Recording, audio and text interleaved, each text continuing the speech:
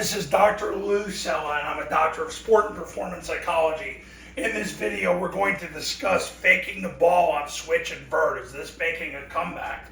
Is actually having the actual movement off the zone dive and then dropping back and throwing the ball and making a comeback. When I first learned the offense in the 90s, going into the 2000s and into the 2010s, that was the case.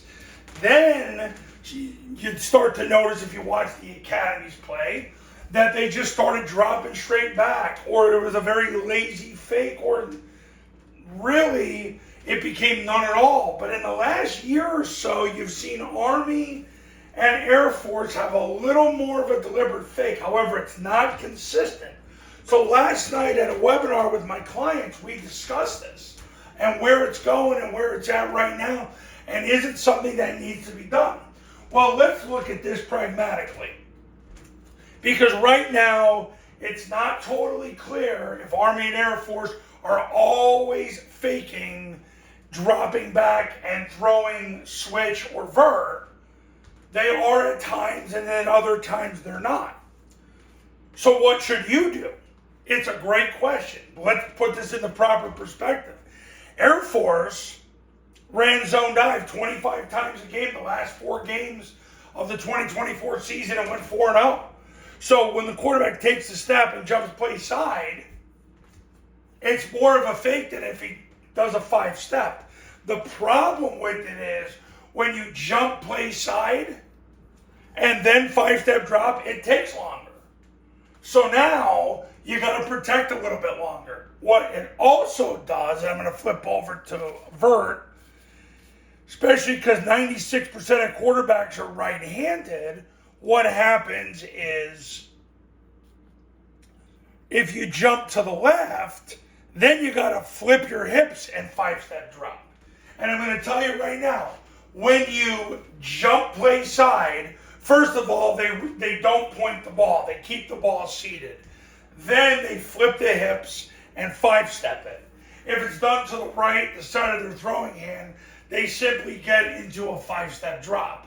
So what ends up happening as a direct result is it takes more work, and you got to protect a little bit longer. And these are all things that have to be considered.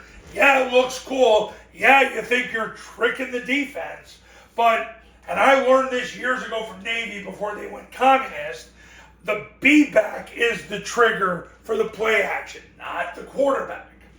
That's why they started dropping back. Because believe me, I asked that same question many years ago.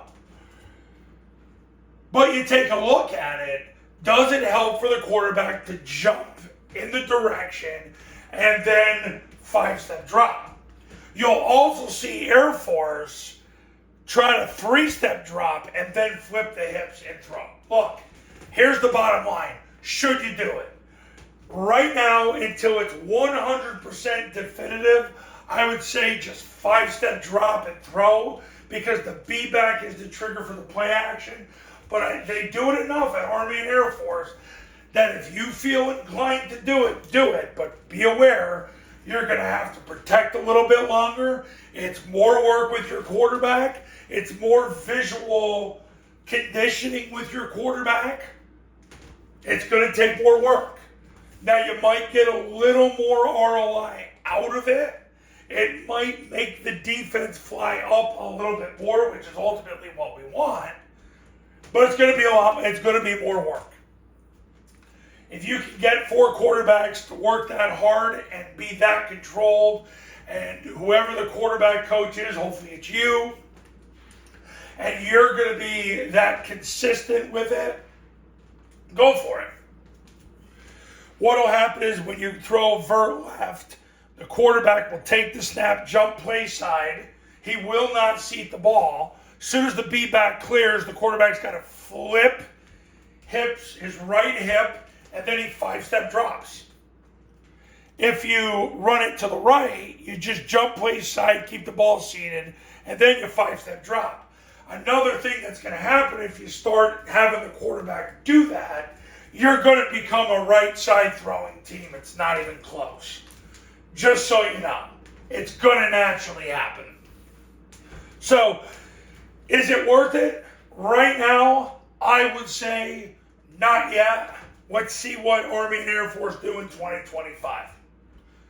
Okay, if you're interested in becoming a client, give me a call right now, 570-332-0265, 570-332-0265, and go to tripleoptionfootball.com/testimonials, where you can see all the success stories that have come from the camps and the academy over the last 15 years. And then you can also go to tripleoptionfootball.com to learn how the camps and the academy work. And I'll see you in the next video. Talk soon.